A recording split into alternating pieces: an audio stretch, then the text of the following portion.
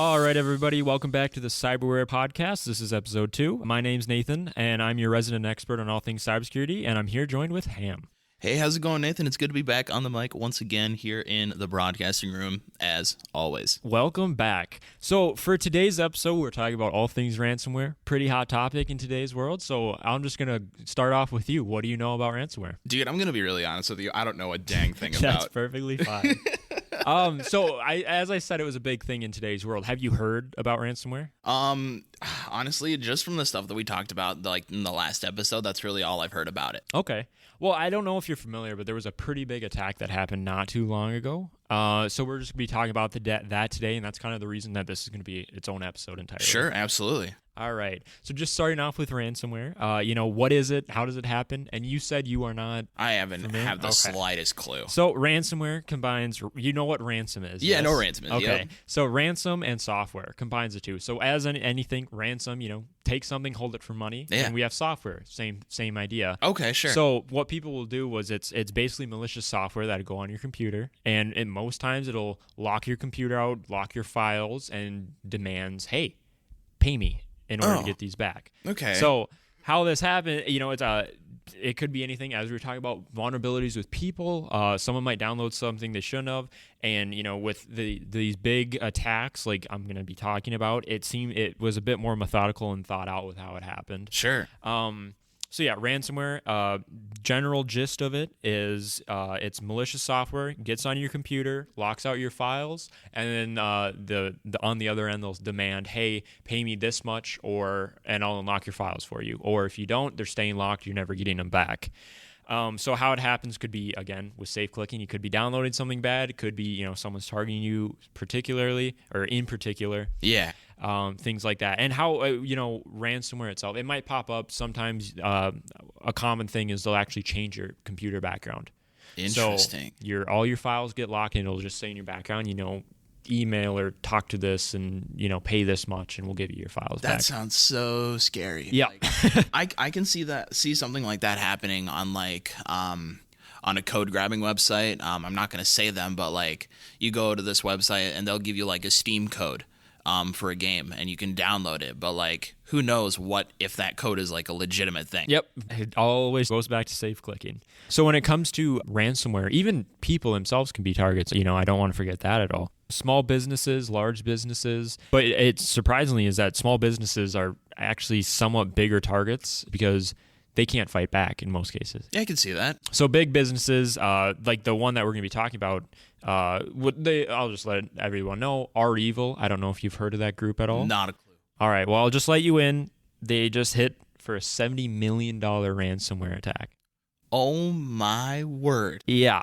So, so 70 million? 70 million. So what? It happened with JBS, big beef distributor. Yep. And it basically got associated with a bunch of their smaller clients. Oh, no. What's the word I'm looking for? Partners, yeah. People who rely on them. Yeah. And it happened with them, and their information got locked. So it turned into thousands of littler businesses, and maybe the mom and pop shops got their stuff affected from that, and then they ended up losing money depending on what's going on. Oh, man. Yeah, that's so awful. What in the world? Ransomware itself, it's not a perfectly timed thing. For some bigger instances, like REvil, this big group, they were probably methodical. They were thinking it out. They targeted. They might have gotten it on the network or a device, and they might have waited and then finally pulled the trigger. They went for it. What I say a lot when I'm gaming is the full send. Yep, full send. Full send it all the way. No holds bar. We're going for it. And when it comes to these attacks, sometimes they can be full send. Sometimes these things are just automatic. They might have scripts in place where it's on the computer. It'll do this. Other times it's a person who's sitting there and going through the steps in order to attack. They're being step by step methodical in order to attack by themselves. So Nathan, about how long does it take for a ransomware attack to really set in and get in place? That completely depends. It could be something automatic. It could be a scripted thing that gets on a device and just executes, or it could be something like a person or an attacker sitting there step by step going through the attack they're executing it the exact way they want to be. Sure. And some of this stuff, it could be waiting for something to happen, or it could be waiting for you to log in again. Not everything's just, okay, it happened, it's on my device, it's going to instantly go through. Some of this stuff could be waiting, could be lurking, just waiting for special circumstances, and then it's going to go through and happen. Okay, interesting. So we'll bring it back down to, instead of on the big company level, we'll go back to the mom and pop kind of shop kind of level. Someone could be in a coffee shop, right? Yep. And they're chilling. They're on the network. They're on the free network, right? And they could potentially be sitting there just gathering information, getting themselves, they're warming their way in there. Something like that? Yeah, potentially. Okay. Ransomware, a lot of it is, when it comes down, as I said, it's it's software at the end of the day. Mm-hmm. So you got to get it on their device. And I'm sure there's ways to do that, either having them download something they shouldn't be, or, again, if you have their information, like you were saying, that's another way to do it. But a lot of this time you have to have either a device or be able to get on their device or their network in order to execute this sort of stuff. All right. Just going off of real world examples, we were just covering REvil. Yeah. The JBS attack, $70 million. And basically, JBS was the big fish, and then all the little fish associated with JBS got affected, which is how that price came to be.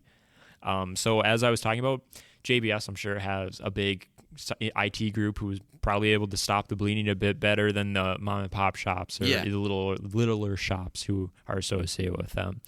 So what can people do? I mean, to prevent this, businesses themselves as well. You have a ransomware attack. What now? Just being aware of ransomware, what's going on, what kind of attacks. If you have a group, or who's doing this, or even if you have like a criminal, you want to know their MO, who they go for, who they don't go for, things like that. It's good to be aware of that. Know if you're a potential target. Know why you're a potential target and where you're vulnerable and what they're going to be going for. Okay. Continuing on, real world examples. Another big one. I don't know if you're familiar with WannaCry. I am not. No. Happened a while back, but yeah, basically, attacked a hospital. No one's safe. A hospital? A hospital. What could they like? What kind of information could they get at a hospital? I believe they demanded money. They're playing with people's lives. It's not like anyone, it's ransomware, it's just data, no one's going to get hurt. No, couldn't be further from the truth. Anyone's a potential victim, as I was saying earlier. That could be like money, medical records, like, what kind of, like, what other account information you can have on those medical records, like your prescriptions, all that other stuff, like what's gone on in your past, like that's crucial information. Yep. And, I don't know if you've heard of it lately, but the pipeline attack that happened not too long ago either. I've been in the dark about these because I don't see them covered on the media. Like, some are, like this REvil one, very, very big news recently. I think I saw something about this on the news, like you were saying, and it's just jogging my memory.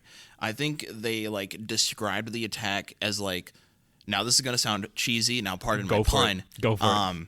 It's like different layers of Swiss cheese stacked in a line, because Swiss cheese, the holes are random. Mm-hmm. So they got to weave their way through each of these layers of security to try and get to their main goal. Yeah, I mean, at the end of the day, it's not like, we're just sitting out, we're just sheep sitting out, or companies don't have anything going on. Some companies might not be very well protected, but, something like JBS, they have a full staff, things like that. Very, very well thought out plans, as I was saying earlier. It's not a walk in the park in order to attack these guys most times. Yeah. They're protected. They've got defenses. They're defended pretty dang well. Just that sort of thing. It just goes to show, when these groups want something, they can get it. Oh, absolutely. At the end of the day. And I don't know, even just going off CyberAware attacks and just in general, I don't know if you know SolarWinds, if you've heard of that at all. Not a clue. But big government contractor for our military, and they got backdoored. This year. Lovely. But what is backdooring? So basically, someone's just going to get their way into the system. You got the front door, you got the back door. They're sneaking in through a different path. As you were saying with the Swiss cheese, the different holes. They're bypassing everything, sneaking their way in into the system, into the network, whatever it is. That's huge, especially for U.S. military. Yeah. Okay. All right. So Nathan, let me you've been naming off these attackers. Who are these people? A lot of times no one really ever finds out. It could be anyone. It's not necessarily a bunch of people sitting in their basement. Hacker voice, I'm in. It's not always like that. It could be a group of hackers they might have met and they just wanted to do this together. It could be, okay, they're a set group who does this all the time. Again, it might just be some people who are like familiar. Hey, let's do this. And it could be anyone from a group to a single person to anyone attacking. It just depends, what their motive is, who they are, what they're doing. Stuff like that, it seems almost an incredible level to reach, especially going for like a $70 million deal. It's, as I was saying earlier, not a walk in the park. These people are not stupid. No, they're incredibly smart. Very smart with how they do this. And you got to think of the work that goes in order to do something like this. Oh, I'm sure it takes years of prep. Yeah, sometimes it does. Yeah, as I was saying, we were going off SolarWinds earlier. I mean, that trumps all other cyber attacks in history, hands down. And even with the REvil one, I think that's now the biggest ransomware attack to ever happen. Wow. Yep.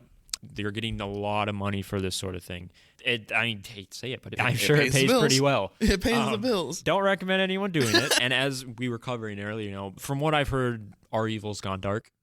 I believe that. Because they were being pretty open on the internet, things like that, talking and reaching out to community, whatever it is, and about what's going on with them. So, sure. Yeah, so they just kind of went in the dark. Now, Nathan, what can these big companies do to like get and stop these kind of ransomware attacks, or what can they do to recover from these? Yeah, there's a lot of times it's good to know, identify your vulnerabilities, protect them, detect them, recover. So that's kind of the main. That's just good, like, practice right there. Identify, protect, detect, and recover. As far as businesses, big, as you mentioned, small, and even personal, have something in place. As I said, ransomware, the main goal is to get money most times. They're going to demand a certain payment. Okay, this happens. Here's how we're going to proceed. I recommend having a plan of attack in case something like this ever happens. If you have contingencies in place, you might have something like cyber insurance. Did you know cyber insurance was a thing? I never knew cyber insurance was actually a thing. How much can I bundle it with my car, my ATV? Yeah. No, there's no little green gecko for this, but no, cyber insurance, basically businesses can get cyber insurance in case something like this goes down, or they might lose something like their data or whatnot. They have this insurance in place to get it back or help them refund the loss, whatever it is. Some companies, you might have policies in place, or even you might have contingency plans. It's something that's a good talk to have with your company. So I know that we've talked about it with our security team. We know what our plans are. And I'm sure a lot of other companies have it. It's good to have a plan in place, and having, in case sort of things happens, you need a plan in place. Talk to your management, talk to your IT, figure out what you guys should have in place for this, because it's better to be prepared than have this happen and you're just left out in the open. Yeah. Trying to scramble to figure anything out or everything out. Imagine being in the dark when something like this goes around, like it could be one day you're at the office, you're chilling, you're hanging out, and next thing you know, like the people on like the second floor and all their computers just read the same file name, like log in here, do this, do that, or whatever. Or if not, pay us, $70 million. Like that would be so scary. Like, imagine being there. Imagine, you wake up in the morning, right? You go, you have your morning coffee, and you get, you drive a 45-minute commute through traffic, and next thing you know, you're at the office, and holy moly, my computer has this wacky everything's message locked on. up. Yep. Everything's gone. What do we do? Yep. Call IT. Okay, IT of this, of this branch can't really do much. Call the bigger guys. Yep. They can't do anything. Okay, call the bigger guys. Yep. And speaking of, the bigger guys, this ties into, again, have the plans in place, but there's also things where, like, if you have this happen by a group, it can get tied in with, government. Like, FBI might come and work on the case with you because, it might be tied in and they'll come help or stuff like that. I mean, it's a pretty big deal when it happens. And going off the cyber insurance, as I was saying, your plan's in place.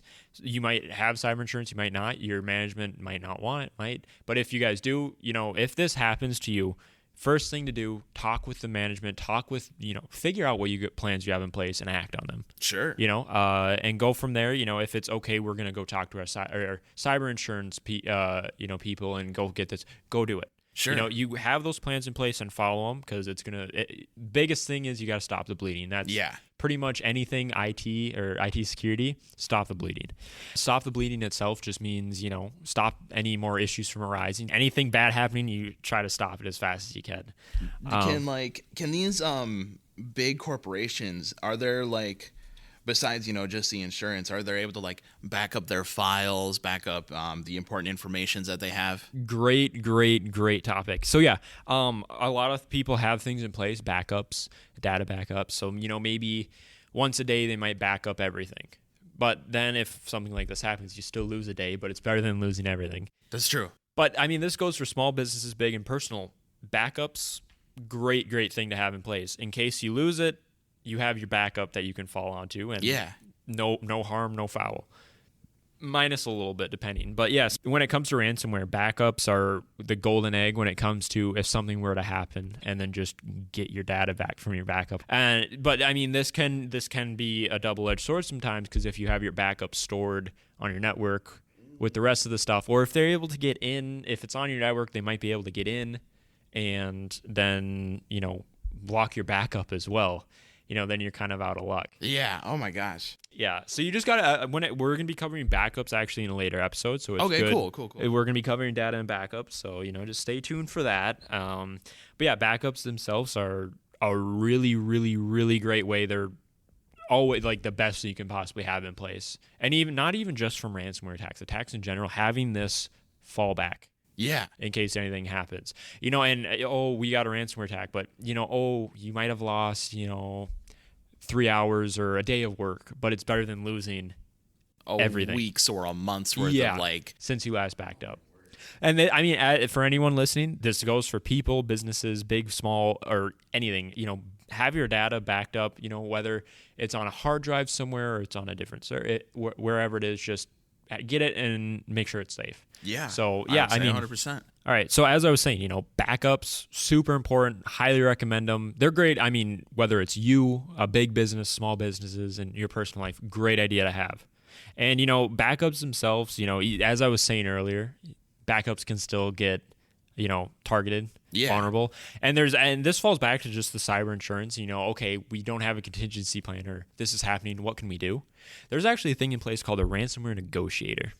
Okay, now, does that follow, like, the same lines as, like, I know the police have, like, a hostage negotiator that they'll call in if there's, like, hostages in a bank or whatever have you. Like, are they kind of the same thing? Yeah, I mean, I'd compare them pretty similar together. So the ransomware negotiator, as you'd say with a hostage negotiator, if you imagine your data or your information's the hostage, yeah, okay, they're going to be the ones, communicating with the ransomware group or the attackers and, talking about, okay, here's what we're going to do. How much do you want? They're going to negotiate. Sure. It might be something like prices or whatever's going on, what you're going to get it's back. Like, what do you want? Yeah. So, I mean, I think it's a pretty cool thing because I originally didn't know negotiators were even a thing. But yeah, there's actual people who it might be through cyber insurance, or they might be someone who is connected to your company, or as I was saying with contingency plans, they might be your contingency plan. So these people will, fight on your behalf and just negotiate on your behalf to get negotiate. Sure. But yeah, as I was saying, a hostage negotiator, you were very on the dot with how similar those two are. Okay, cool. That seems so interesting because, like, these guys, they'll be a part of this contingency plan, and they'll go out and they'll talk to these people that are creating such a harmful attack for these businesses and try to stop whatever they can. Yeah, and I mean, as I was saying, negotiators, they can work on part of the insurance, and as I was saying, FBI can get involved, or government groups could be through law firms, because again, with law firms, you have those tied in with the money side of things, your data. So yeah, I mean, it sounds like a really cool job. I haven't heard of it before, but it sounds like fun. Everything. And these negotiators, they might be, as I was saying, different groups have different MOs, different targets, things like that. These negotiators can actually be specialized in, I know this group, or I've worked with this group before. I know their MO. I know what they're doing, who they attack. I know how they what game they play. I know their plays. So it's kind of cool because these people can be specially trained to sometimes just generalize attacks versus I know this group. I've worked with this group. I know, like, they're specialized with them. Like, so, they know their playbook, and they know what they're going to do. Yeah, it's pretty cool to learn about. So, yeah, I mean, ransomware, big topic nowadays. I would highly recommend, if you aren't familiar with it, anyone who's listening, go do some research on it, maybe become a bit more aware. And with any of the attacks we listed, like REvil, Pipeline, WannaCry, those are great things to read up on, and you can truly get a scale for just how devastating these kind of attacks can be. So again, Ham, thank you for joining me on the second episode here. Dude, thanks for having me yet again. It's, as being, just your average Joe kind of guy, like, knowing and learning more about these things every day is a completely new experience. I'm telling you, it's fun to see someone learn all this stuff. I like hearing people take an interest in this kind of stuff that I have. I guess, Nathan, my top 3 takeaways from today's episode, I say, is like the scale, the amount of that these guys can bring to the table, and how they're just able to just get in there and destroy something that's been building for years and years and years. I wasn't even aware of like these. I wasn't even aware of cyber insurance. I think that's so cool. They have their ways, and they got their plans to deal with these cyber attacks and deal with this ransomware. Well, it's not even just ransomware. Think about that. I mean, it's cyber attacks, cyber insurance for all these different attacks. You have phishing, ransomware, hacking. All of these different potential things that can happen. This cyber insurance could cover that, because I mean, it's not just ransomware where you can experience loss. It's all these sort of things. And in this case, as we were saying with things like WannaCry, it's not just always about money. It's not just money on the line or data on the line. People can lose their lives and have lost their lives because of things like this. Anyone who wasn't aware of this goes back to being cyber aware. If you can, read up on these sort of things, be aware of what's out there and what potential, threats there are in the cyber world. It's always good to be aware of. And for you, I'd recommend the same. Be safe, y'all. That's really all I got to say. Be safe, everybody. So again, if you want more information on what it means to be cyberware, just go visit mnsu.edu/cyberaware. And again, thank you for joining us on our second episode here, and we'll see you next week. Thank you so much.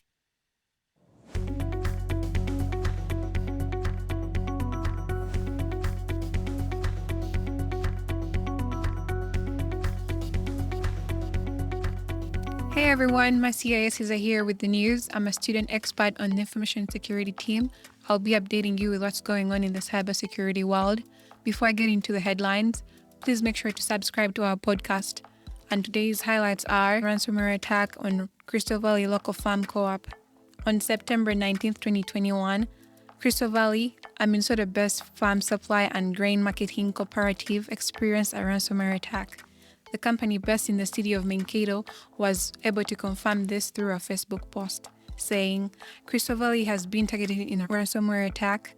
The attack has infected our computer systems and interrupted the daily operations of our company." The attack on Crystal Valley came after another attempt by a ransomware gang called Black Matter, targeting an Iowa farmers collective called New Cooperative. This attack was also said to have seized their computer systems. They asked for $5.9 million in ransom. Our second news update today: Army members and veterans scammed by a transnational cybercrime syndicate. A former U.S. Army contractor named Frederick Brown was recently sentenced for stealing personally identifiable information from thousands of military personnel during 2014 and 2015. Stolen information included names, social security numbers, military ID numbers, dates of birth, and contact information from victims. Brown sent the information to a cyber gang who then used the information to access the Department of Defense benefits site and steal millions of dollars, according to the court document. Brown was sentenced to 151 months in prison and ordered to pay $2.3 million in restitution on October 3rd, 2021, after confessing his role in the scheme. Our third news update today: 150 million Google accounts set to be automatically enrolled in two-factor authentication. Google announced on Tuesday, October the 5th, 2021, its intent to protect its users from data breaches by auto-enrolling in 150 million user accounts and 2 million YouTube creators in two-step verification, commonly known as two-factor authentication, by the end of 2021. Google's Abdel Karim Madini, the group product manager working on Chrome, mentioned that passwords aren't good enough on their own. Gumi Kim, director at the account security and safety team, added many times, passwords fall victim to being shared, guessed, or stolen. Adini and Kim also mentioned that they are working to provide suitable technology options to help secure the accounts and for the users who are non-tech savvy and unable to enroll in two-factor authentication methods. And that wraps up the news for this week. Thanks for listening to the CyberAware podcast. We'll see you next time.